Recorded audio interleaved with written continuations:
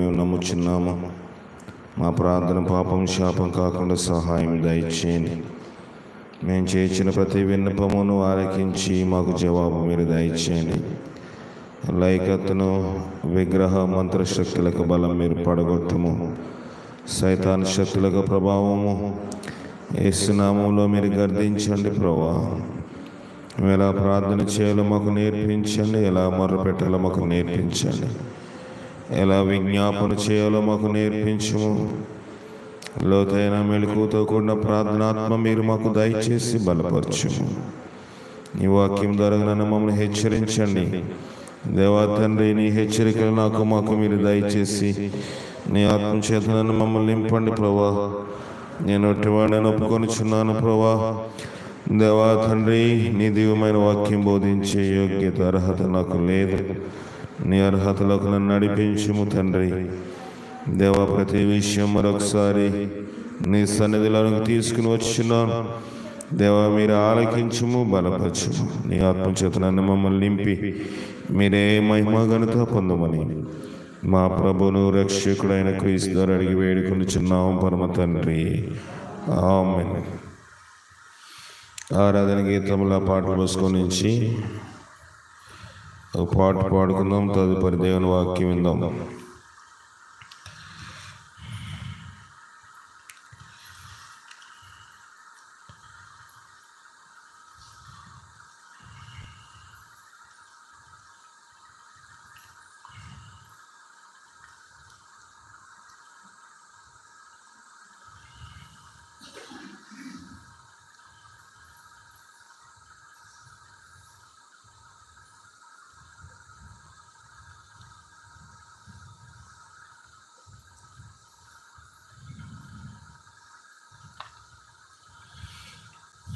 సిలువను మోసి ఈ లోకమును తలక్రిందులు చేయు తరుణమిదే.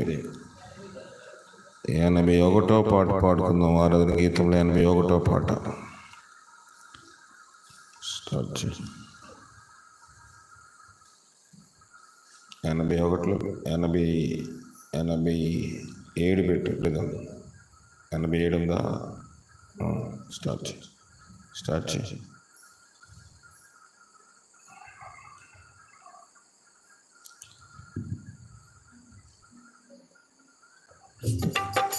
సిలువను మోసి లోకమును తల క్రిందలు చేయో తరుణమిదే. సిలువను మోసి లోకమును తల క్రిందలు చేయో తరుణ లేలేమో సోదరుడా, నిద్ర నుండి ప్రకటించను యేసు నామమును. లేలేమో సోదరుడా, నిద్ర నుండి ప్రకటించను యేసు నామమును. సోమరియేలా నిద్రించెదవు, ఈ ధరను లేపెడు సమయమిదే. సోమరియేలా నిద్రించెదవు, ఈ ధరను లేపెడు సమయమిదే. సిలువను మోసి లోకమును తల క్రిందలు చేయో తరుణమిదే. పరిశుద్ధాత్మ కవచము తొడిగి నీ నడము కాటి తయారగమ. పరిశుద్ధాత్మ కవచము తొడిగి నీ నడము కాటి సోదరుడా, ప్రతి వీధికి వెళ్ళి సువార్తను చాటెడు సమయమిదే. సోదరుడా, ప్రతి వీధికి వెళ్ళి సువార్తను చాటెడు సమయమిదే. సిలువను మోసి లోకమును తల క్రిందలు చేయ లోకారక్షణకై ప్రభు యేసు విఖత నరదించెను ఈ ధరకు లోకారక్షణకై ప్రభు యేసు విఖత నరదించెను ఈ ధరకు వెలుగును మనకు నీచెను యేసు తన స్తుతులను పాడేడు సమయమిది వెలుగును మనకు నీచెను యేసు తన స్తుతులను పాడేడు సమయమిది సిలువను మోసి లోకమును తల క్రిందలు చేయ తరుణమిదే పాతాళమునకు కొనిపోయేడిని పాతాని ధను విడనాడుమిక పాతాళమునకు కొనిపోయేడిని పాతాని ధను విడనాడు సిలువ మర్మము నెరగోమిపోడే కొనికెడు సమయము కాదిది సిలువ మర్మము నెరగోమిపోడే కొనికెడు సమయము కాదిది ప్రియుడా సిలువను మోసి లోకమును తల క్రిందలు చేయ తరుణమిదే రక్షింపబడక కాశీ పశ్చాత్తాపడమి దినమే రక్షింపబడక కాశించినచో పశ్చాత్తాపడమి దినమే కలశాత్మండా తడవేలని కనుమాని తీర్పు సమయమిదే కలశాత్మండా తడవేలని కనుమాని తీర్పు సమయమిదే సిలువను మోసి లోకమును తల క్రిందలు చేయ తరుణం. మూడవ వచనం లోకారక్షణకై ప్రభు యేసు విఖత నరదించెను ఈ ధరకు లోకారక్షణకై ప్రభు యేసు విఖత నరదించెను వెలుగును మనకు నీచెను యేసు తన స్తుతులను పాడేడు సమయమిదే వెలుగును మనకు నీచెను యేసు తన స్తుతులను పాడేడు సమయమిదే సిలువను మోసి లోకమును తల క్రిందలు చేయ తరుణమిదే సిలువను మోసి లోకమును తల క్రిందలు చేయ తరుణమిదే.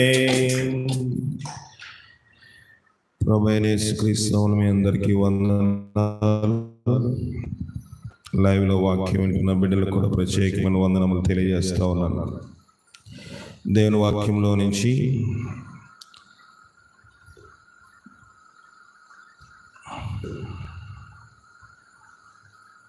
మత్తయి రాసిన సువార్త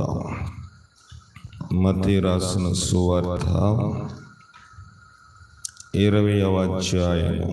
మత్తయి రాసిన సువార్త 20వ అధ్యాయము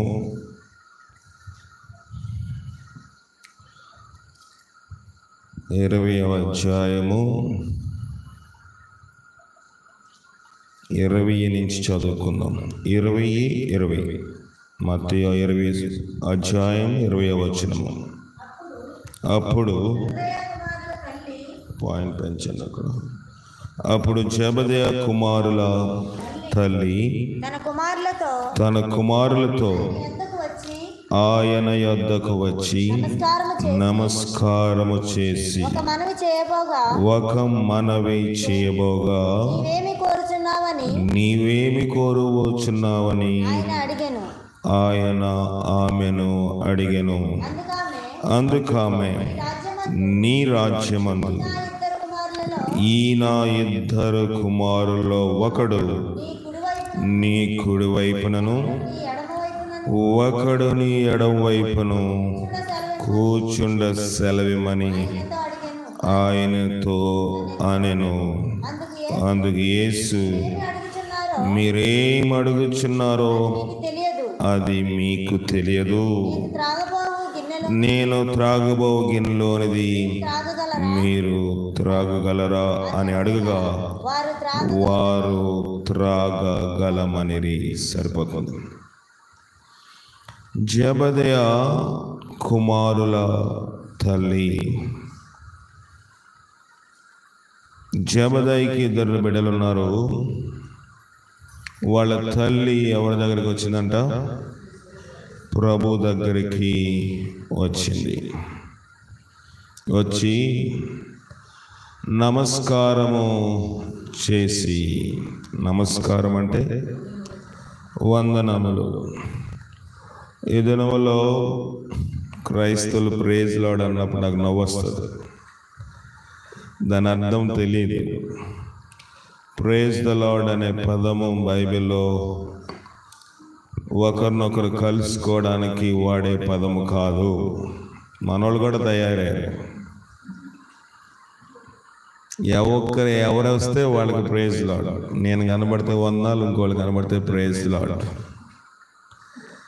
అది కరెక్ట్ కాదు. మనం ఏది నేర్చుకున్నామో మొదటి నుండి దేని వింటావో దానిని మీ హృదయంలోనే నిల్వ చేసుకోమని వాక్యం సెలవిస్తుంది. కనుక బైబిల్ అనేక సార్లు ఈ వందనముల గురించి లేఖనములో తెలియపరచబడింది. మీకు అనేక పర్యాయములు దాని గురించి నేను చెప్పాను. వందనముల గురించి కొత్త నిబంధన భాగంలో 39 సార్లు పౌలు పత్రికల్లో రాశారు. ఎన్నిసార్లు? 39 సార్లు రాశారు. కనుక ప్రైజ్ ద లార్డ్ అనే పదము ఎప్పుడు వాడాలంటే ప్రైజ్ ద లార్డ్ కాదు, ప్రైజ్ టు ది లార్డ్. దేవునికే వందనములు, దేవునికే స్తుతి. వందనములు కూడా కాదు, దేవునికే మహిమ. ఒక అద్భుతము జరిగినప్పుడు ఎవరైనా మనలో దాని విషయమై పంచుకుంటున్నప్పుడు, నాకు ఆరోగ్యం వచ్చింది అన్నప్పుడు దేవునికే వందనములు అని కాదు కానీ దేవునికే స్తోత్రము. ప్రేజ్ అంటే స్తుతి, స్తోత్రం రెండు ఇంచుమించు రెండు ఒకే పదములకు అర్థం. కనుక నాకు ఆరోగ్యం వచ్చిందంటే డాక్టర్ బాగా చూసాడని కాదు కానీ డాక్టర్ని బాగా చూసేటట్లు చేసింది కూడా ఎవరు? దేవుడే కదా. యెహోవా పట్టణము కాపాడని ఎడల కావలి వారు మేలుకొనుట వ్యర్థమే. యెహోవా ఇల్లు కట్టించిన ఎడల కట్టువారు ప్రయాస కూడా వ్యర్థమే. కనుక వ్యర్థము చేసే ప్రయత్నము వ్యర్థము కాకుండా చేసేది దేవుడు కనుక సమస్త మహిమ ఘనత ఆయనకే చెల్లాలి. మా సందర్భంలో మాత్రమే ప్రైజ్ ద లార్డ్ కానీ వాడకూడదు, కానీ ప్రైజ్ టు ద లార్డ్ అని మాత్రమే చెప్పాలి. కానీ మనోళ్ళు ఏం చేస్తారు? ఫెలోషిప్ పాస్టర్ కనబడితే వందనాలు, బయట పాస్టర్ కనబడితే ప్రైజ్ లార్డ్ చెప్పేస్తారు. ఏ ఎండకా గొడిగా వాడకూడదు. కనుక అనేక పర్యాయములు మన దేవుడు ఈ వందనముల గురించి చెప్తాడు. రోమీ రాసిన పత్రిక 16వ అధ్యాయం 3వ వచనంలో వందనముల గురించి ఒక మాట చూద్దాం. రోమీలు రాసిన పత్రిక 16వ అధ్యాయం 3వ వచనము, క్రీస్తు యేసునందు నా జత పని వారైన ప్రిస్కిల్లాకును అకులకును నా వందనములు చెప్పుడి. వందనములు కనుక వందనములు అన్న మాట మాత్రమే బైబిల్లో ఉపయోగించబడేది, వేరే పదములు ఏమీ లేవు. Praise to the lord, praise the lord అని ఎవరు చెప్పలేదు. తర్వాత షలోమ్ అని కూడా ఎక్కడ చెప్పబడలేదు.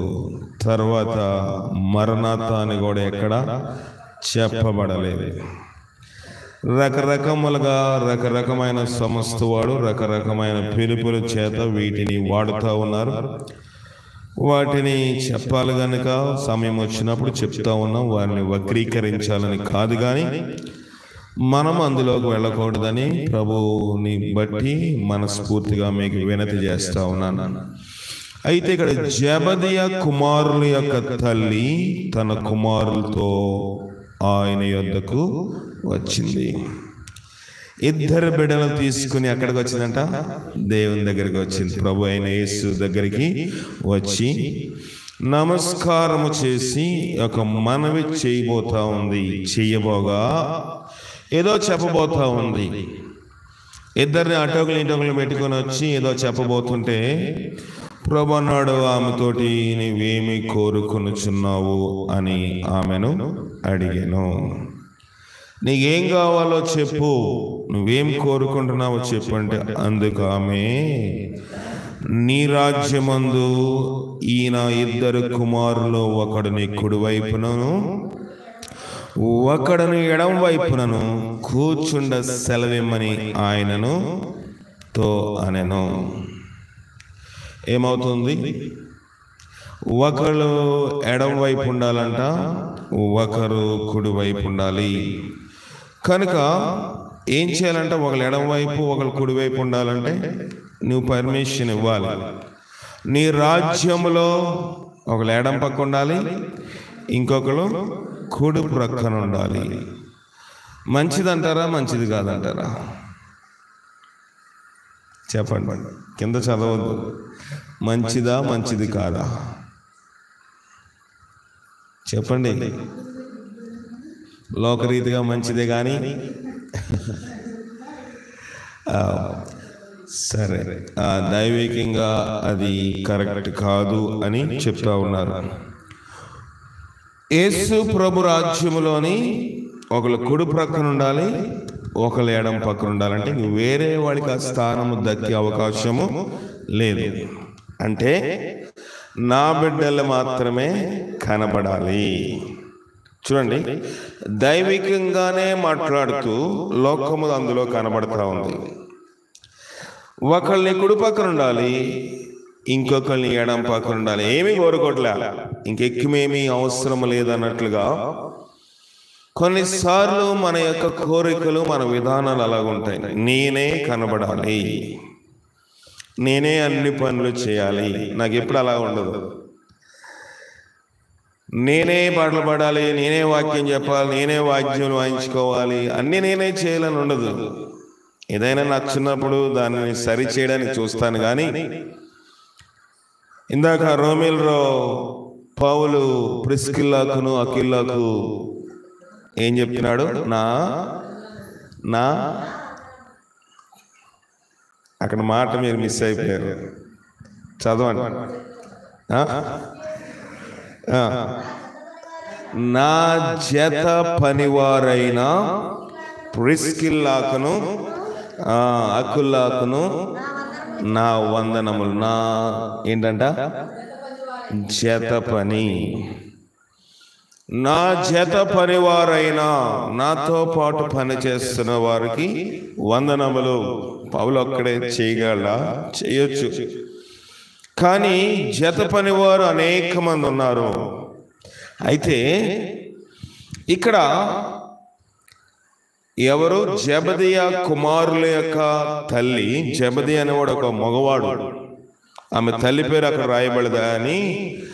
ఆమె తల్లి జెబెదయి, మిస్సెస్ జెబెదయి. అంటే జెబెదం ఏమని అడుగుతుందంటే, నాకు ఇద్దరు కుమారులు ఉన్నారు, ఒకళ్ళని కుడి ప్రక్కన ఉండాలి, ఒకళ్ళని ఎడం ప్రక్కన ఉండాలి. చూసిన వారందరికీ అబ్బా ఈమె ఎంత ఆత్మీయురాలు,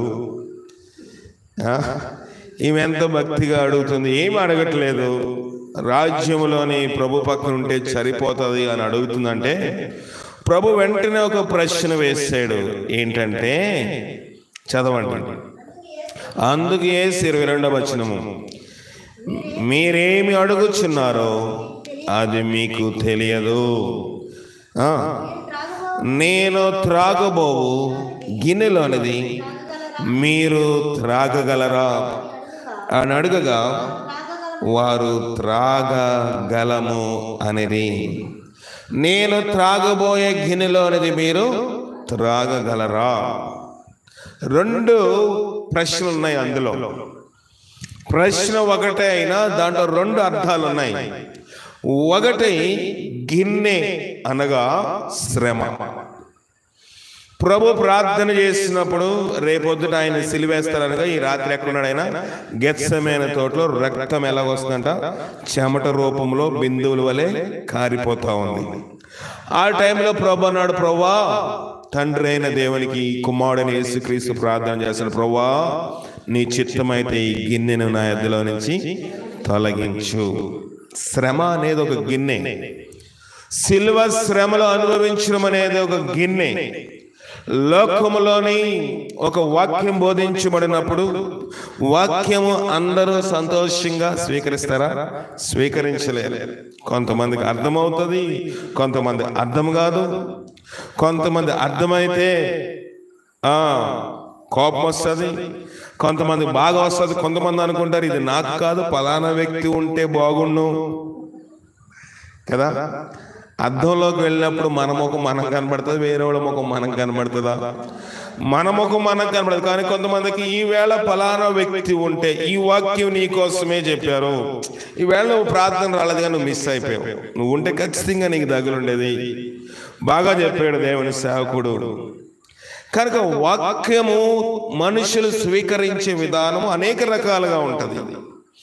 ప్రభు ఈ మాట చెప్పినప్పుడు దాంట్లో 2 అర్థాలు ఉన్నాయి. ఒక అర్థం ఏంటంటే, మొదటి అర్థం ఏంటంటే శ్రమ.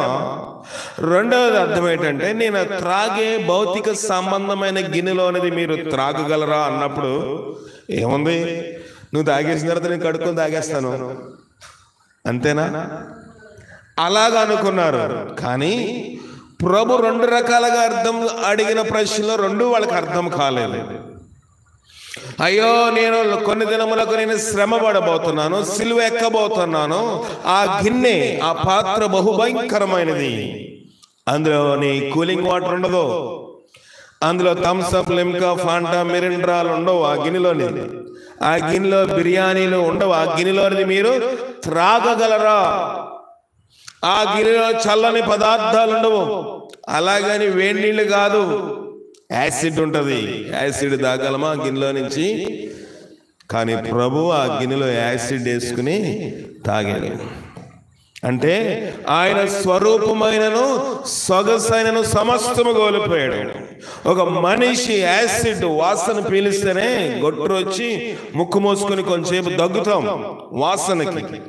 అదే యాసిడ్ నోట్లోనికి అంగిట్లో ద్వారాగా పేగుల్లోకి వెళితే మనిషి లోపల భాగంలన్నీ ఏం చేస్తుంది? కొరుక్కుని తినేస్తుంది.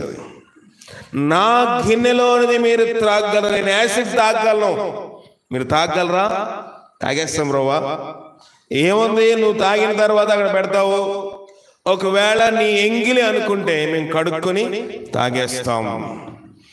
రెండవ అర్థము ప్రభు చెప్పిన మాటకు అర్థం ఏంటంటే ప్రభు గిన్నె వేరుగా ఉంటుంది. అంటే భౌతిక సంబంధముగా వారు ఏమని పెడుతున్నారు? బోధకుడా బోధకుడా బోధకుడా అని మాత్రమే ఆయన పిలిచారు. ఎప్పుడు ఆయన ప్రభువాని పిలిచారు అంటే శ్రమ వచ్చినప్పుడు మాత్రమే. ప్రభువా మేము నశించిపోతున్నాము. అప్పటి వరకు ఆయన వాక్యం చెప్పినంతసేపు మాత్రము ఆయన ఎలా కనబడతాడు? ఒక బోధకుడు, ఒక టీచర్, అంతే. వాళ్ళకి బోధకుడా అనేక పర్యాయములు బైబిల్లో మనం చూసినట్టయితే యేసు ప్రభుని బోధకుడిగా మాత్రమే వాళ్ళు సంబోధించారు. ప్రభుగా కొన్ని సందర్భాల్లో ప్రభువా అన్నారు వాళ్ళు. ఎప్పుడంటే కష్టం వచ్చినప్పుడు. అంతవరకు ప్రభు విలువ వారు ఒక బోధకులే. యేసయ్య బోధకు వారు అనేకులు ఏమయ్యారంట? ఆయన బోధకు ప్రభు ఎలా బోధించాడు? అధికారము గలవారు వలె బోధించినప్పుడు ప్రభు ఆయన బోధను విని ఏమయ్యారంట? ప్రభు వారి బోధలు విని ఆశ్చర్యపడిపోయారు అందరూ. కనుక ఈయన ఒక మంచి స్పీకరు. ఈయన వాక్యం వింటే ఒక గంట కాదు, అరగంట కాదు, 2 గంటలు 3 గంటల వాక్యం వినొచ్చు. మంచి వాక్చాతుర్యం గలవాడు కనుక బోధకుడు అని పేరు పెట్టారు. కానీ నశించిపోతున్నప్పుడు బోధకుడు అంటే ప్రభు కీర్తనలు తీయండి, మత్తయి తీయండి, లేదా ఆదికాండం తీయండి అంటే ఊరుకుంటారా? ఈలోపు వీళ్ళందరూ ఏమైపోతారు? మునిగిపోతారు. కనుక అప్పుడు మాత్రం ఆయన బోధకుడు అని సంబోధించే ప్రభువా మేము నశించిపోతున్నాము. కనుక బోధకుడిగా చూసినంత కాలము ఆయన ప్లేట్లో మనం ఎందుకు తినకూడదు? ఆయన గిన్నెలో మనం ఎందుకు తాగకూడదు? ఆయన కుర్చీలో మనం ఎందుకు కూర్చోకూడదు?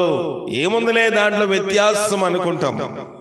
కానీ ఒక కుర్చీకి ఇవ్వాల్సిన ఒక ఘనత, ఒక గ్లాస్కి ఇవ్వాల్సిన ఘనత, ఒక ప్లేట్కి ఇవ్వాల్సిన ఘనత వాళ్ళకి అర్థం కాలేదు. ఎందుకంటే వారు ఆయన బోధకుడిగా మాత్రమే చూశారు. కానీ పాత నిబంధనలో మనం గ్రహించినట్లయితే ఒక స్త్రీ దగ్గరికి దైవజనుడు మాటి మాటికి వస్తూ వెళ్తూ ఉన్నాడు. గృహాన్ని సందర్శిస్తా ఉన్నాడు. ఆ ఊర్లో ఆమె ఎలాంటిది? గనురాలు. ఆమె ఒక లోక సంబంధం, ఒక ఉన్నతమైన కులం కావచ్చు, మంచిగా డబ్బులున్న వ్యక్తి కావచ్చు, వ్యవసాయం ఉన్న వ్యక్తి కావచ్చు, ఒక ఆర్థికంగా బాగా స్థిరపడిన వ్యక్తి కావచ్చు, పలుకుబడిన వ్యక్తి కావచ్చు. ఆమె గనురాలైన ఒక స్త్రీ ఆ యొక్క ఇంటిలోనికి దైవజనుడు మాటి మాటికి వస్తూ వెళుతూ ఉంటే భార్యను పిలిచింది. భార్య ఏం చేసింది? భర్తను పిలిచి, అయ్యా నీవు మన ఇంట్లోకి ఆయన వచ్చి వెళ్తున్నాడు కదా, ఆయన గురించి నువ్వు ఎప్పుడు ఏమి అడగవేంటి అంటే, భర్త ఎలా ఉన్నాడు? మౌనంగా ఉన్నాడు. నువ్వేదో వ్రతం చేయించుకుంటావు, పూజ చేయించుకుంటావు, నాకు తెలీదు. నువ్వేం చేయించుకుంటున్నావు నాకు తెలియదు కనుక నీ భక్తికి నేను ఆటంకం చేయకూడదు కనుక నేనేం ఆటంకం పరచట్లేదు. కానీ మరి ఆయన గురించి చెప్పిన అడగాల కదంటే భర్త మౌనంగా ఉంటే, మన ఇంటికి వచ్చుచు వెళ్ళుచున్నవాడు ఎవరంట?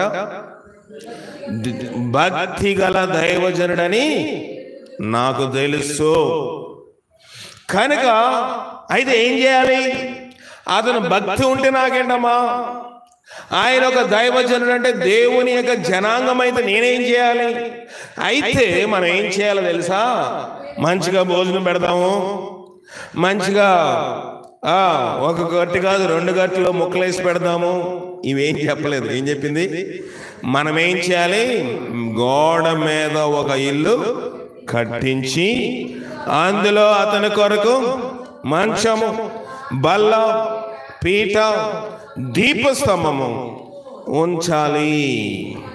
అతను మన యొద్దకు వస్తూ వెళ్తా ఉన్నాడు, మన ఇంట్లోనే పడుకున్నాడు, మన ఇంట్లో వచ్చినప్పుడు వెళ్ళినప్పుడు ఆయన విశ్రాంతి తీసుకున్నాడు. బానే ఉంది. కానీ ఆయనకి ప్రార్థన చేసుకోవాలన్నా, కొంచెం బైబిల్ చదువుకోవాలన్నా, ఏంటది పరిచర్లు కొంచెం అలసిపోయి వచ్చినప్పుడు అతను విశ్రాంతి తీసుకోవాలంటే మన మంచము పనిచేయదు, మన యొక్క బల్ల పనిచేయదు, మన పీట పనిచేయదు, దీపము మన దీపస్తంభాలు పనిచేయవు. మనం డిస్టర్బెన్స్ గా ఉండకూడదు. దైవజనుడికి ఎక్కడ కట్టాలంట? మేడ మీద, గోడ మీద ఒక ఇల్లు, ఒక గది కట్టాలి. ఆమెకు అర్థమైంది. ఇక్కడ కూడా దైవజనుడే, దైవము కాదు. ఎవరైనా ప్రవక్త పేరు ఏం పేరు? ఎలీషా. దేవుడా? దేవుడు కాదు, ఒక దైవజనుడు. ఒక దైవజనుడు కనుక ఆయనకి ఇవ్వాల్సిన స్థానం ఆయనకి ఇవ్వాలి. కానీ ఇక్కడ దైవమును పెట్టుకుని, ఎవరు? జబదేయ కుమారుల యొక్క తల్లి దైవం అనగా దేవుణ్ణే పెట్టుకుని, నీ గిన్నెలో మేము తాగేస్తాంలే, కడుక్కొని తాగేస్తాము, నువ్వు తాగిన తర్వాత తాగేస్తాము అంటే ప్రభు ఏమన్నాడు? ప్రభు కూడా లోక సంబంధంగా మాట్లాడుతున్నాడు. అప్పుడు ఏమన్నాడు? చదవండి. నేను త్రాగబోవు గిన్నెలోనిది మీరు త్రాగలరా అని అడుగగా వారు త్రాగగలమని. ఆయన, మీరు నా గిన్నెలో ఉన్నది త్రాగుదురు గాని నా కుడి వైపున నా ఎడమ వైపున కూర్చున్న నిశ్చితకు నా వశములో లేదు. నా తండ్రి చేత ఎవరికి సిద్ధపరచబడదునో వారికే అది దొరుకునని చెప్పాను. నా తండ్రి చేత సిద్ధపరచబడుతుంది. ఆ కోట నా దగ్గర లేదు, ఆ టికెట్ నేను ఇవ్వడానికి అవకాశము లేదు. నా తండ్రి స్థిరపరుస్తాడు దాన్ని. సరే, మీరు త్రాగేయాలంటే త్రాగేయండి. నేను ఎంగిల్ చేసిన తర్వాత కడుక్కొని తాగేస్తారో, నేను లేనప్పుడు నా పాత్రలను తాగేస్తారో కదా. ఈ బాటిల్ మీరు చూస్తున్నారు కదా, ఈ బాటిల్ నేను తాగుతూ ఉన్నప్పుడు జనాలకు ఆశ్చర్యం, ఎందుకురా ఈ స్ట్రాతో తాగుతున్నాడు కదా. చాలా మందికి ఆశ్చర్యం. ఇటీవల మాచవరపురంలో అక్కడ పెడితే ఈ బాటిల్ వాళ్ళు గమనిస్తూ ఉన్నారు. ఇదేంటి రంగు బాటిల్, అక్కడ కూడా ఒకటి ఉంది కనుక వాళ్ళు గమనిస్తూ ఉన్నప్పుడు ఈ బాటిల్ నేను ఎందుకు అలా పెట్టుకున్నంటే, నాకు ఏదన్నా ఒకవేళ ఇన్ఫెక్షన్ ఉన్నా, నాకు అనారోగ్య సమస్య ఉన్నా, నా బాటిల్లో అది మీరు తాగినా, మీకు ఏదైనా అనారోగ్య నాయన తాగినా ఆరోగ్యం ఉండకూడదు. ఎందుకంటే అనేక ప్రాంతాలు ప్రయాణం చేసి వెళ్తూ ఉంటాము, ఎంతో మందిని కలుస్తూ ఉంటాము. ఒకరోజు కాదు, ప్రతి నిత్యము ప్రయాణాల్లో ఉంటాం కనుక ఏదో ఒక ఇన్ఫెక్షన్, వైరస్ అనుకోకుండా నాకు రావచ్చు. కనుక నేను మైక్ కూడా వేరుగా పెట్టుకునేది. అందుకే నేను ఏదో స్పెషల్ అని కాదు, నా మైక్ ఇవ్వడానికి ఇష్టపడను. ఎందుకంటే నా అనారోగ్యము వేరే వాళ్ళకి రాదు. ఎందుకంటే నేను మాట్లాడేటప్పుడు మీరు ఒక మోతాద్దం తీసుకొచ్చి చూస్తే ఇన్ని తుప్పర్లు ఉంటాయి దీని మీద. కొన్ని రోజుల తర్వాత ఈ మైక్ ఓపెన్ చేసి చూస్తారనుకోండి, లోపలంతా పెయింట్ పోయి తుప్పు పట్టేసి ఉంటుంది. ఎందుకంటే నా నోట్లో వచ్చిన లాలాజలం యొక్క తుప్పర్లు దాని మీద పడి దాన్ని రస్ట్ అంటే తుప్పు పట్టి చేస్తుంది. కనుక ఇన్ఫెక్షన్స్ వేరే వాళ్ళకి అంటకుండా ఉండాలంటే మనం ఒక ప్రత్యేకత, అంటే నేను ఏదో గొప్పవాళ్ళని కాదు కానీ పెట్టుకొని ఉంటాను. ఇటీవల నేను గమనించింది ఏంటంటే, ఒక బిడ్డ దీన్ని తీసుకుని తాగేసింది అక్కడ. అంటే ఆ బిడ్డకి ఏంటి ఆశ, ఇందులో నుంచి నేను తాగాలి. చిన్న బిడ్డ ఏంటి, ఆ బిడ్డ ఆయన స్ట్రాతో తాగుతున్నాడు, ఇది ఎలాగుంటది కదా. తప్పు చేయాలని కాదు, చిన్నబిడ్డలు తెలియక ఈ పాత్ర బాగుంది, స్ట్రా బాగుంది, మా నాన్న మా అమ్మ నాకు కొనలేదు, ఇలాంటిది ఉంటే నాకు బాగుంటుంది, ఒకసారి తాగితే దాని అనుభూతి ఎలాగుంటుంది అని తాగేసింది. నేనేం అనలేదు కానీ మనస్తత్వం చెప్తా ఉన్నాను. తాగేయడానికి పెద్ద ఇదేమి కాదు, ఇది ఒక దైవజనుడి బాటిల్ అని తెలిస్తే ఆ అమ్మాయి తాగుతుందా? తాగదు. ఇది ఒక మన చర్చిలో పాస్టర్ గారు తాగారు, ఆయన తాగితే చూడడానికి బాగుంది, నేను కూడా ఏం చేస్తాను, తాగేస్తాను. దాన్ని నేను తప్పు పట్టడం లేదు కానీ దాని విధానం అర్థము కానప్పుడు. కానీ ఇది నిజంగా నేను పెద్ద, ఆ అమ్మాయి పెద్ద అయిపోయిన తర్వాత నేను ఎంగిల్ చేసి తాగుతుందా? చిచి, తాత ఏంట్రా, ఈ ముసలోడు ఏంట్రా, అమ్మాయి పెద్ద ముసలోడు అయిపోతాను, ఈ ముసలోడు నేను తాగుతాను, చిచి నాకు వద్దంటాను. తెలియనప్పుడు మాత్రము ఆయన తాగింది మాత్రం నేను తాగాలి. చూసారా, విధానం మారిపోతుంది, పద్ధతి మారిపోతా ఉంది. కానీ మనుషులకు దాని విధానము తెలిసినప్పుడు అందులో తాగలేము. మనుషులకి ఆ పాత్ర ఏంటో దాని విలువ తెలిసినప్పుడు దానిలోంచి వాళ్ళు పుచ్చుకోలేరు. శరీర సంబంధంగా కూడా మనము చిన్నప్పుడైతే వేరే దాంట్లో మనం తినేయచ్చు. పెద్ద దిగిన తర్వాత మన తల్లిదండ్రులు ఎంగిలి తింటాక కూడా మనం ఇష్టపడతామా చెప్పండి? ఇష్టపడం. చిన్నప్పుడు మన తల్లిదండ్రులు, మా నాయన ఎప్పుడు ఆకారాన్ని ఊరు పుదిలితే అది తింటాకి ఇష్టపడేవాడు. మేము చిన్నప్పుడు ఆకారం ఆయన అందరికి ముద్దలు పెట్టేవారు, మా పిల్లలందరికీ ఇష్టపడేవాడు. మేము ఎదిగిన తర్వాత అబ్బాయి నాయన అయినప్పటికీ కొంచెం ముసలితనం వచ్చేసరికి అబ్బా మాకు పర్లేదు మీరు తినండిలే, మీరు తినేస్తే త్వర కడిగేస్తాంలే. ఎందుకంటే ఒక అసహ్యము కలుగు చేసేస్తాడు. వయసు పెరిగినప్పుడు మనకి దృష్టి లేకపోతే మనస్సులోని ఆలోచన విధానం పెరిగినప్పుడు ఒక ఎంగిలి మనము తినలేము. కానీ ఇక్కడ విధానం అది కాదు. ప్రభు చెప్పే పద్ధతి ఏంటంటే, నా పాత్రలను మీరు తాగేస్తారంటే తాగేస్తారు, ఎందుకంటే కడుక్కొని తాగేయచ్చు. ఇంకా అసహ్యం అనిపిస్తే వేడినీటిలో మరగబెట్టుకుని ఏం చేస్తారు, ఆ పాత్రను వేడినీటిలో మరగబెడితే దానికి ఉన్న క్రిములన్నీ ఏమైపోతాయి, చచ్చిపోతాయి. తాగేయచ్చు, ఏమీ కొత్త దానికన్నా అది ఇంకా శుభ్రం అయిపోతుంది కనుక తాగేస్తామన్నారు.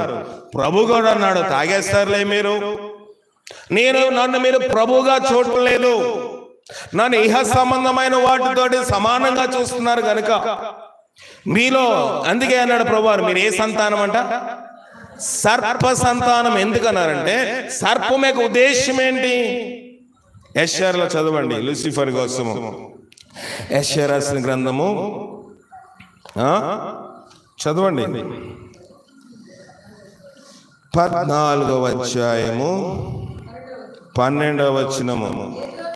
తేజో నక్షత్రము, వేకువ చుక్క, నీవెట్లు ఆకాశము నుండి పడితివి, జనములను పడగొట్టిన నీవు నేల మట్టుకు ఎలాగంటే ఎలాగు పడితివి, కూలబడితివా పడితివా? నేల మట్టుకు మట్టము వరకు ఎట్లు నరకబడితివి, నేను ఆకాశమునకు ఎక్కిపోయేదను, నా సింహాసనము హెచ్చించుదును, కూర్చుందును, ఎక్కుదును, మహోన్నతునితో నన్ను నేను సమానిగా చేసుకుందునని ఎవరితో చెప్పిందంట? మనసులోనే అనుకుంది. ఎవరు? లూసిఫర్. ఎవరామె? దూత, ప్రధాన దేవదూత. మహోన్నతునితో నన్ను నేనేం చేసుకుంటాను? సమానంగా చేసుకుంటాను. జెబెదయి కుమారుల యొక్క తల్లి యొక్క ఆలోచన విధానం కూడా అంతే. నా కుమారుడు పరిచయంలో సహాయపడలేదా? నా కుమారుడు వాక్యం చెప్పడం లేదా? ప్రభు అధికారం ఇచ్చినప్పుడు తండ్రి వల్ల ఇచ్చాడు కనుక నా కుమారుడు కూడా అద్భుతములు చేయటం లేదా? ఇతర శిష్యులతో పాటు నా కుమారుడు కూడా సమానంగా ఉన్నాడు కదా. ప్రభు పక్కన అటు పక్కన ఒకడు ఇటు పక్కన ఒకడు కూర్చుంటే తప్పే ఉంది. దేవునితోటి సమాన హోదాలో కూర్చోవాలనే ఉద్దేశం కలిగింది ఎవరు? జెబెదయి కుమారుల యొక్క తల్లి జెబెదమ్మ. ఈ జెబెదమ్మ యొక్క ఉద్దేశము లోక సంబంధమైనది. సర్ప సంతానము గనుక, సర్పము అవను మోసం చేసింది గనుక, మోసము యొక్క మాటలు విని ఆ పళ్ళలో తిన్నారు గనుక సమానం అనుకుంటా ఉన్నారు. కానీ ఎన్నటికీ దేవునితో సమానం కాగలమా? కాలేము. ఎన్నటికీ మనము దైవజనుడితో సమానం కాగలమా? కాలేము. నేను కూడా ఈనాడు కూడా నేను దైవజనుల దగ్గర పరిచయం చేయవలసి వచ్చినప్పుడు, దేవుని సేవకుల దగ్గర పరిచయం చేయవలసి వచ్చినప్పుడు ఎప్పుడో కూడా నేను సమానం. నాకు వచ్చిలే వాక్యం, ఆయనకన్నా నేను వాక్యం బాగా చెప్తానులే.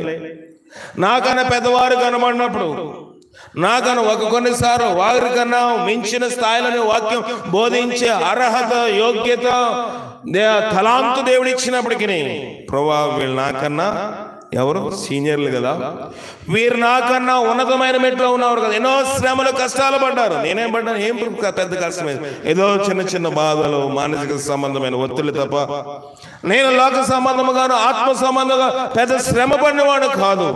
నా శ్రమ ఏది పెద్ద గొప్ప కాదు. అయ్యో మనుషులు వెలివేసినప్పుడు, కొట్టబడినప్పుడు, తిట్టినప్పుడు, నీళ్ళు ఇవ్వనప్పుడు, కొట్టడానికి వచ్చినప్పుడు, చంపడానికి వచ్చినప్పుడు, పోలీస్ స్టేషన్కి వెళ్ళవలసి వచ్చినప్పుడు నీకోసం నిలబడ్డారు. ఒకవేళ వారికి బోధించే అంత తలాంతు లేకపోవచ్చు. అందుకే పౌలు ఒక మంచి మాట అన్నాడు, చూద్దాము. 1 కొరింథీయులకు రాసిన పత్రిక 12వ అధ్యాయం 28, 29, 27, 28, 29 చదవండి. అటువలే గ్రీస్యక శరీరములై ఉండి వేరు వేరు అవయములై ఉన్నారు. మరియు మైకులు చదవండి. మరియు దేవుని సంఘములో మొదట కొందరిని అపోస్తలుగాను, మొదట దేవుని సంఘములో మొదట ఎవరైనా కొందరు అపోస్తలుగాను, పిమ్మట కొందరిని ప్రవక్తలుగాను, పిమ్మట కొందరిని బోధకులుగాను, అటు పిమ్మట కొందరిని అద్భుతములు చేయువారు గాను, తర్వాత కొందరిని స్వస్థపరచు కృపావరములు గలవారిని, కొందరిని ఉపకారములు చేయువారు, కొందరు ఉపకారములు అధికారములు చేయవారు గాను, కొందరిని ప్రభుత్వాల వారు చేయవారు గాను, కొందరు ప్రభుత్వములు చేయవారు గాను, కొందరిని నానా భాషలు మాట్లాడువారు గాను నియమించెను. అందరూ అపోస్తులు, అందరూ ప్రవక్తల, అందరూ బోధకుల, అందరూ అద్భుతములు చేయవారా, అందరూ స్వస్థత కృపావరములు గలవారా, అందరూ భాషలు మాట్లాడుచున్నారా, ఆ భాషల అర్థము చెప్పుచున్నారా, అందరూ భాషలు అర్థము చెప్పుచున్నారా, కృపావరములో శ్రేష్టమైన వాటిని ఆసక్తితో ఆపేక్షించి, కృపావరములో శ్రేష్టమైన అపేక్షతో ఆశతో అపేక్షించి, ఇదియోగాక సర్వోత్తమైన మార్గమును మీకు చూపుచున్నాను. చదవండి. మార్గములు మీకు ఏం చేస్తాడంట? చూపుచున్నాను. చూడండి 29వ వచనం చదువును. అందరూ అపోస్తుల, అందరూ ప్రవక్తల, అందరూ బోధకుల, అందరూ అద్భుతములు చేయవారా, అందరూ స్వస్థత కృపావరం గలవారా, అందరూ భాషలతో మాట్లాడుచున్నారా, అందరూ భాషల అర్థము చెప్పుచున్నారా, కృపావరములో శ్రేష్టమైన వాటిని ఆసక్తితో అపేక్షించింది. కనుక కొందరు ఏం చేస్తున్నారంట? ప్రభుత్వములు చేయువారుగాను, సంఘములో ప్రభుత్వము చేయవారంటే, సంఘంలో అన్ని పూచీలు ఏదైనా డబ్బులు కలెక్ట్ చేయాలని ఎవరు కలెక్ట్ చేస్తారు? అన్ని కలెక్ట్ చేస్తారు. చంద కాదు, ఏదైనా మన వస్తువు కొనాలి, క్రిస్మస్ వస్తుంది, భోజనాలు పెట్టుకోవాలి, అయ్యో చర్చి కడుతున్నాము, ఏదైనా కలెక్ట్ చేయాలంటే ఒక్కరికి ఆ బాధ్యత అప్పగిస్తాం. అందరి దగ్గర డబ్బులు ఇచ్చేస్తామా? ఇవ్వము. కనుక సంఘములోని అందరూ ఎలాంటి వారంట? 27వ వచనంలో ఉంది, మీరందరూ క్రీస్తు యొక్క శరీరం అయ్యుండి వేరు వేరు అవయవములై ఉన్నారు. కనుక అన్ని నేనే చేస్తాను. అవుతుందా? అవును. నేనే మైక్ పెట్టుకుంటాను, నేనే పాటలు పాడతాను, నేనే వాయిద్యాలు వాయిస్తాను, నేనే తలిపేసుకుంటాను, నేనే కుర్చీలు వేసుకుంటాను. అవుతుందా? అవ్వదు. అందరూ ఒక్కొక్కరు ఒక్కొక్క తలాంతును, ఒక్కొక్కరు ఒక్కొక్క పద్ధతి కలిగి ఉండాలి. అయ్యో నాకు వాక్యం చెప్పే ఇవ్వలేదు, నాకు పాటలు పాడడానికి ఇవ్వలేదు, నేను డబ్బులు కలెక్ట్ చేసేయడానికి మాట్లాడడానికి నాకు అధికారం ఇవ్వలేదు, నాకు ఇంకేంటి పెత్తనం చేయడానికి ఇవ్వలేదు, నాకు ఏ పని చెప్పటం లేదు, నేను వెళ్తున్నానా వస్తున్నానా అన్నట్లుగానే ఉన్నాను అని అనిపిస్తుంది. కనుక మన తలాంత ఏంటో, క్రీస్తు యొక్క శరీరములో మన తలాంత ఏంటో, నువ్వు ఏ అవయవమనో నీకు తెలుసు. కనుక నీవు దేవుడిచ్చిన తలాంతను బట్టి నువ్వు సంఘంలో ఉపయోగపడాలి. ప్రతిదీ నేను చేస్తానంటే కుదరదు. ఒక్కొక్కరికి ఒక్కొక్క తలాంతు దేవుడిచ్చాడు. ఇక్కడ జబదయ కుమార్ యొక్క తల్లి యొక్క ఉద్దేశం అయితే ఒకడు ఎటు ఉండాలంట? ఒకడు ఎడం పక్క ఉండాలి, ఒకడు కుడి పక్క ఉండాలి అంటే ప్రభు అన్నాడు, ఇవ్వడానికి అది నా చేతిలోనిది లేదు, అది నా తండ్రి చేతిలో ఉన్నది, అది నా విధానమునకు ఎక్కువ. కనుక మీరు ఏం అడుగుచున్నారో చూడండి. అక్కడ మనం కొంచెం కిందకి వెళ్ళండి, చదవండి, కిందకి వచ్చి చదవండి. విని ఆ ఇద్దరు సహోదరుల మీద కోపపడేది. కనుక లూసిఫర్ యొక్క ఆత్మ వారి మీద ఉన్నట్లుగా, వారిద్దరి మీద కాదు, వారి తల్లి ఆ రకంగా నా ప్రభుతోటి వీళ్ళిద్దరు కూడా ఉండాలి, ప్రభు కుడి పార్శ్వమందు కూర్చుండాలి. తండ్రి అయిన దేవుడు సెంటర్లో ఉంటే ఒకరు ఎవరుంటారంట? ఎవరు ప్రభు పక్కన ఎవరు కూర్చుంటారు? దేవుని పక్కన కుమారుడు ఉంటారు, మరొక కుమారుడు ప్రక్కన ఎవరుంటారు? అబ్రహాము ఉంటాడు. అబ్రహాము రొమ్మున కొనుబడుటకు కొనిపోబడ్డాడు లాజరు. కనుక స్థానములో మనం ఇచ్చేవి కాదు, అడిగితే వచ్చేవి కాదు. మన యొక్క అర్హత ఎంతవరకు ఉంది, మన స్థితి ఎంతవరకు ఉంది, మన మాటలు ఎంతవరకు మాట్లాడాలో అంతవరకు మాట్లాడాలి. కానీ స్థాయికి మించి మనము మాట్లాడకూడదు. మనం అడిగే అర్హతలు లూసిఫర్ అనుకున్నది. లూసిఫర్ ఆ దినముల్లోని పరలోకములోని వారు దూతలందరికీ ఏం చేస్తూ ఉండేదంటే, లూసిఫర్ మంచిగా ఆరాధన నడిపిస్తూ ఉండేది. కనుక అనుకున్నది, నేను మహోన్నతితో నన్ను నేను ఏం చేసుకుంటాను, సమానుగా చేసుకుంటాను. మనసులోనే అనుకుంది, బయటకేం మాట్లాడలేదు. కొన్నిసార్లు మనం బయటకు మాట్లాడకపోవచ్చు. హృదయ రహస్యం ఎరిగిన వాడు ఎవరు? దేవుడు. లోకము భూలోకం ఆయనకి ఎలా కనబడుతుందంట? స్పష్టం. ఆయనకు మరుగైన సృష్టి ఏది లేదు. నరి హృదయం మరి తేటగా ఆయనకు కనబడును కదా. హృదయంలో అనుకుంటున్నాం. నేను ఎవరి దగ్గర మాట్లాడలేదు కదా, నేను ఎవరిని గట్టిగా మాట్లాడలేదు కదా, అరవలేదు కదా, కేకలేదు కదా. హృదయం అంటది నేను దేవుని బట్టి ఆగుతున్నాను, కానీ నేను నోరు తెరిస్తే నువ్వు నిలబడలేవు. అంటే హృదయం అంత ఏమైపోయింది? తిట్టాలని హృదయం అంతటితో నిండిపోయింది. నువ్వు తిట్టకపోయినా నువ్వు తిట్టినట్లే, అవునా కదా?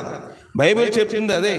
నువ్వు తిట్టకపోయినా హృదయంలో ఆలోచన చేస్తే, నువ్వు ఒక పాపము చేయకపోయినా, అబద్ధం ఆడకపోయినా, మోసము చేయకపోయినా, దొంగతనం చేయకపోయినా, వ్యభిచారం చేయకపోయినా, ఏది చేయకపోయినా హృదయంలో దాని విషయమై ఆలోచన చేస్తే నువ్వు చేసినట్లే అని బైబిల్ చెప్తా ఉంది. కనుక లూసిఫర్ ఏమీ సమానంగా చేసుకోలేదు. పక్కన యేసు ప్రభు దేవుని యొక్క తండ్రి అయిన యెహోవా ప్రక్కన ఏం వేసుకోలేదు? కుర్చీ వేసి కూర్చోలేదు. నేను సమానంగా కూర్చుంటాను, నేను సరిపోతాను, నేను అన్నిటికీ అర్హుడిని, దూతలన్నీ నా మాట్లాడినాయి, భూలోకంలో జంతువులను మిషమే దేవుడి సృష్టి కోసం అటు ఇటు తిరుగుతూ ఉన్నాడు, నేను అంతా పరలోకం అంతా నేనే మెయింటైన్ చేస్తాను, ప్రభు లేకపోతే నేను నడిపించేస్తాను పరలోకం అనుకున్నాడు.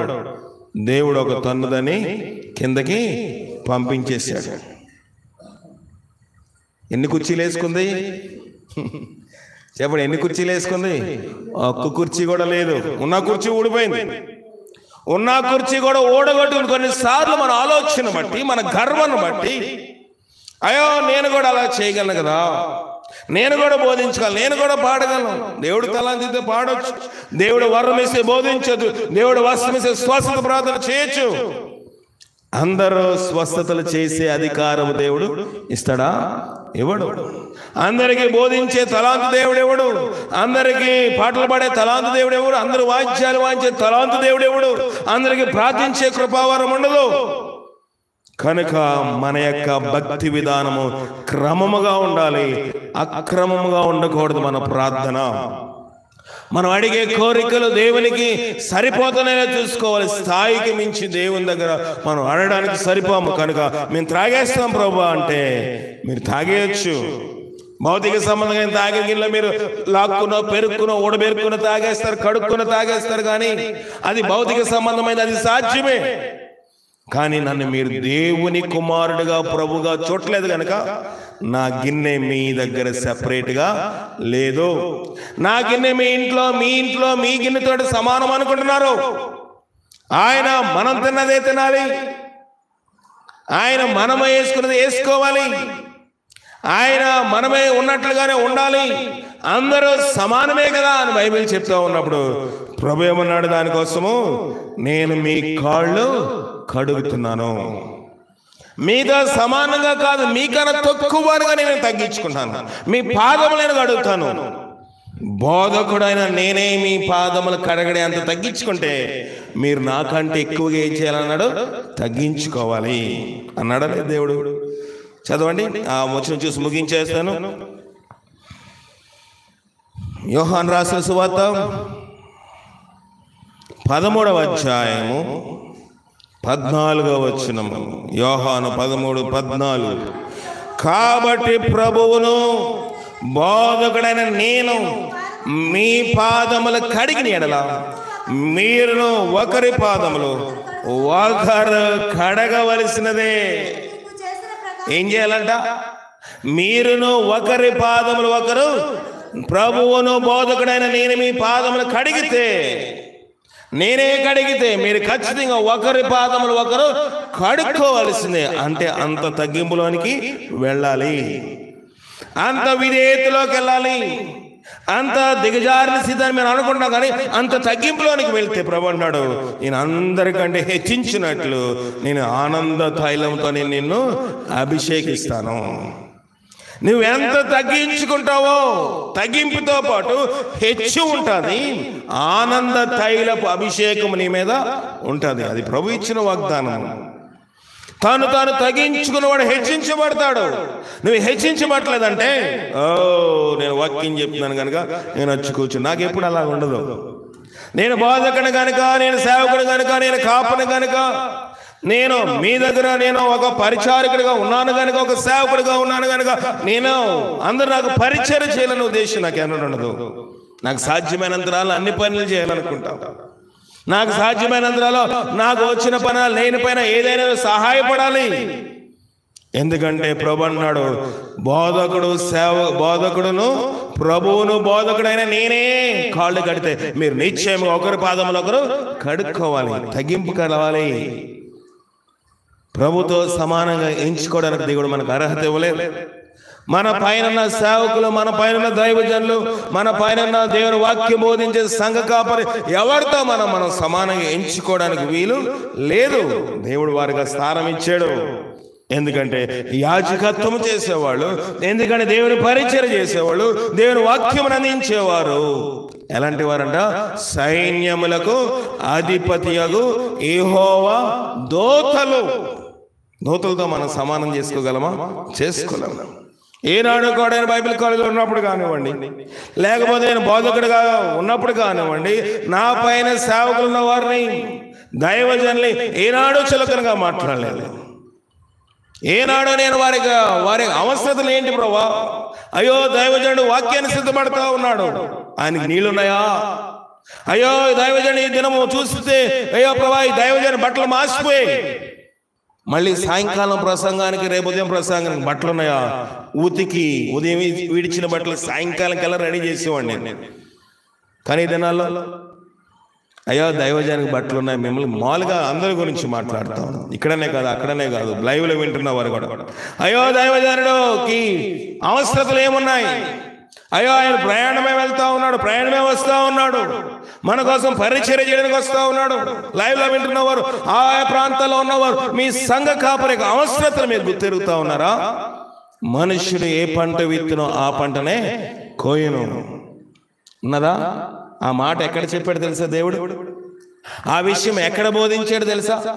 మనుషుడు ఏ పంట విత్తునో ఆ పంటనే కొయ్యడన్న మాట దైవజనుడి గురించి మాట్లాడుతూ వాడిన మాట. దైవజనుడి గురించి సంఘంలో ఒక హెచ్చరిక చేస్తూ, దేవుని చిత్తమైన తీస్తూ చదవండి, దేవుని చిత్తం మరొకసారి చెప్తాను. దేవుని యొక్క సేవ గురించి హెచ్చరిక చేస్తూ, దేవుని యొక్క సేవ గురించి ఒక మాట మాట్లాడుతూ ఏమన్నాడంటే, మనుష్యుడు ఏ పంట విత్తునో ఆ పంటనే కోయను.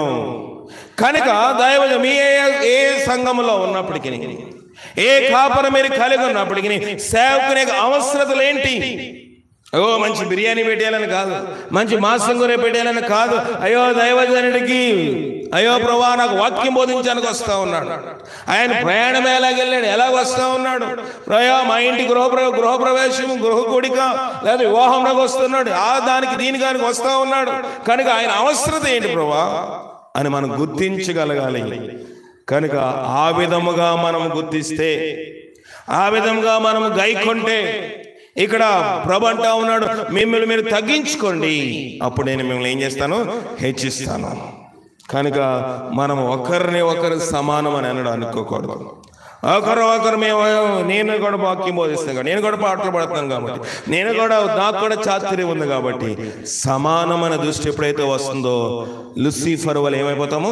తగ్గించబడిపోతాం. జెబెదయి కుమారుల తల్లి మాట్లాడినప్పుడు ప్రభు గట్టిగా మాట్లాడలేదు, కానీ అమ్మా మీరు ఏమడుగుతారు, మీకు ఏం అర్థమవుతుందా అని అడిగి ఆపేసి ఇంకెక్కువ దేవుడు దాని గురించి ఆర్గ్యుమెంట్, దాని గురించి వివరణ ఇవ్వకుండా ప్రభు అన్నాడు, అది నా చేతిలో లేదు, అది దేవుని చేతిలోని ఉన్నది, అది దేవుని చేతిలో ఉన్నది. కనుక ఇక్కడ వాక్యం సెలవిస్తా ఉంది, అది ఎవరి చేతిలో ఉందంట? దేవుని చేతిలో ఉంది. వాక్యము ఎన్నో అధ్యాయము? గలతీయులు రాసిన పత్రిక 6వ అధ్యాయము 6 చదవండి. వాక్య ఉపదేశము పొందువాడు, గలతీ 6:6, వాక్యోపదేశం పొందువాడు ఉపదేశించువానికి ఏంటంట? మంచి పదార్థములన్నిటిలో బాగా మేము మంచి కూర వండుకున్నాం అనుకో, పక్కింటి వాళ్ళకి వేస్తాం. కదా. మంచి అయ్యో మా అమ్మకి చాలా రోజులు తింటలేదు, మా అమ్మకి ఒక బౌల్ కూర ఇస్తాను, మంచిదే. కానీ వాక్య ఉపదేశము పొందువాడు ఉపదేశించువానికి మంచి పదార్థములన్నిటిలో భాగం ఇవ్వలేను. కింద అన్నాడు, ఇయ్యకపోతే మోసపోతావు. దేవుడు వెక్కిరింపబడడు. మనుషులు ఏ పంట విత్తునో ఆ పంటనే కోయను. నువ్వు దైవజనుడు నువ్వు హెచ్చించకపోతే, దైవజనుడు విలువకపోతే నీకు కూడా మనుషులు విలువిస్తారా? విలువెవరు? వాక్యం వింటున్నావు, దేవుని వాక్యం దైవజనుడు చెప్పినప్పుడు కొంచెం బాధ వస్తుంది. బాధ వస్తుందా? చెప్పండి. నా కోసం చెప్పారు, ఎవరో నా కోసం చెప్పారు, అందుకే వాళ్ళ వాక్యం లంఘించుకున్నాడు కదా. బాధ వస్తుంది కదా. నీకు బాధ వస్తే నువ్వెవరికైనా చెప్పినాడు, వాక్యం కాదు, లేకపోతే ఎవరైనా ఏమా సరిగ్గా కూర్చో అన్నారు అనుకో, నువ్వు చెప్పినప్పుడు వాళ్ళకి కూడా ఏమొస్తుంది? బాధ వస్తుంది. నువ్వు కూర్చోగానే మాకు చెప్తావా? వాక్యమే చెప్పవసరం లేదు. మామూలుగా అమ్మ నీ పిల్లడు అల్లరి చేస్తున్నాడని చెప్పాను అనుకోండి, నీ పిల్లలు అల్లరి చేస్తున్నా చూసుకోగాని మా పిల్లలు చెప్తున్నావా? అమ్మ నువ్వు పాట పాడమని ఎవరైనా అడిగారు అనుకో, నీ పిల్లలు పాడుతున్నారా? నువ్వు పాడుతున్నావా? నువ్వు పాడు ముందు.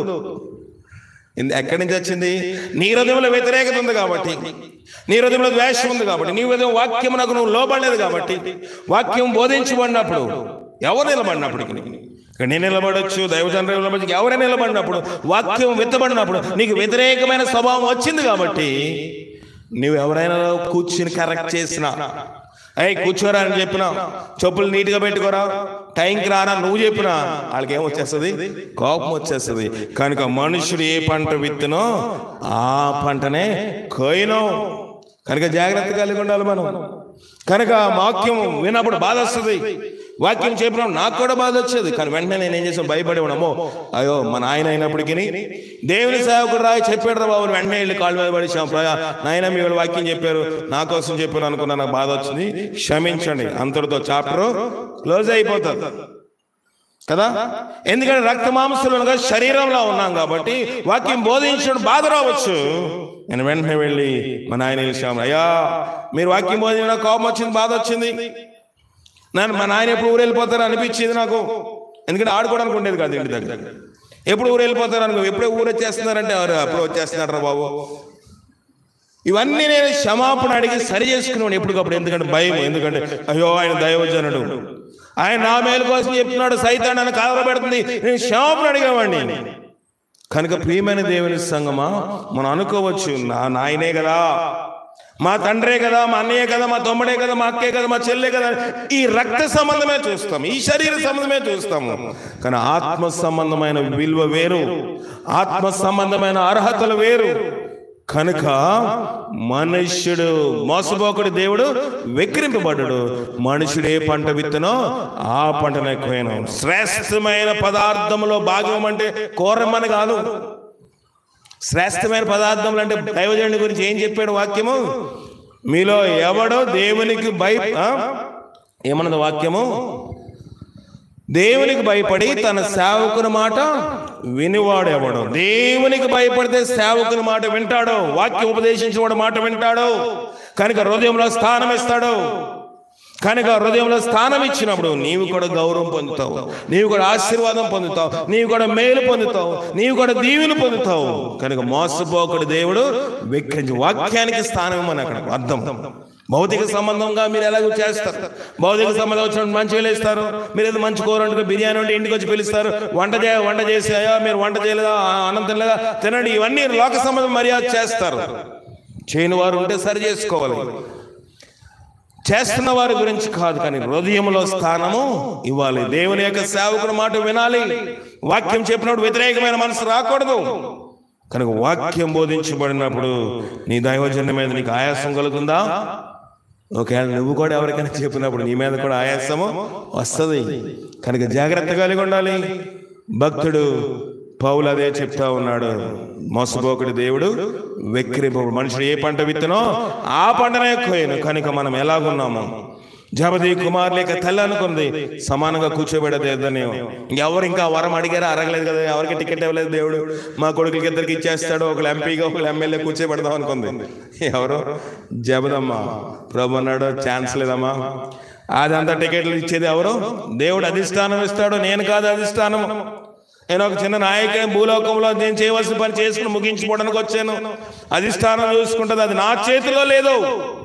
కనుక సర్ప సంతానం యొక్క మనసుతో ఆలోచిస్తున్నామా, ఎలాగ ఆలోచిస్తామా పరిశీలించుకున్నట్టుగా పరిశుద్ధాత్మ శక్తి సహాయం చేసి కాపాడక ప్రార్థన చేసుకుందాం. జయం గల దేవాన్ని ఘనమైన పాదాలకు వందనాలు. నీ సహాయం నాకు మాకు మీరు దయచేయండి. ఈ రాత్రికాల సేవితమైన వాక్యం నారదుల మారుదల ఫలించే భాగ్యం దయచేయండి. నీ బిడ్డను జాన్మార్కుని దేవా తండ్రి, నెల్లూరులో మా చెరపలను వాడుకుని నమ్ముచున్నాను దేవా. నీ సహాయం బిడ్డలతో ఉంచి బలపరచుము, నీ ఆత్మీకార్యం జరిగించుము. రేపు ఆరాధన కోసం నన్ను మమ్మల్ని మీరు సిద్ధపరచుము. నీ మేలు చేత నన్ను మమ్మల్ని నింపండి. అయోగ్యమైన విత్తనాలను రానివద్దు. యోగ్యమైన వీటి నాకు మాకు మీరు దయచేసి జబదీ కుమారులు తల్లివలే కాక మేమేం అడుగుతున్నాం, ఏం ప్రార్థన చేస్తున్నాం, వేటిని అడుగుతున్నాం గ్రహించుకుని అడిగే భాగ్యము నాకు అందరికీ మీరు దయచేసి మన వాక్యం 30 60 100 ఫలించే భాగ్యం మీరు దయచేయమని మా ప్రభువును రక్షకుడైన క్రీస్తు ద్వారా అడిగి వేడుకని చిన్నాం పరమ తండ్రి, ఆమేన్. మన పరమ తండ్రి అయిన దేవుని యొక్క ప్రేమ, కుమారుడైన యేసుక్రీస్తు వారి యొక్క కృప, పరిశుద్ధాత్మక సహవాసం ఇప్పుడు ఎల్లప్పుడు సదా మనకు తోడై నడిపించి కాపాడును గాక. ఆమేన్ ఆమేన్. అందరికీ వందనాలు.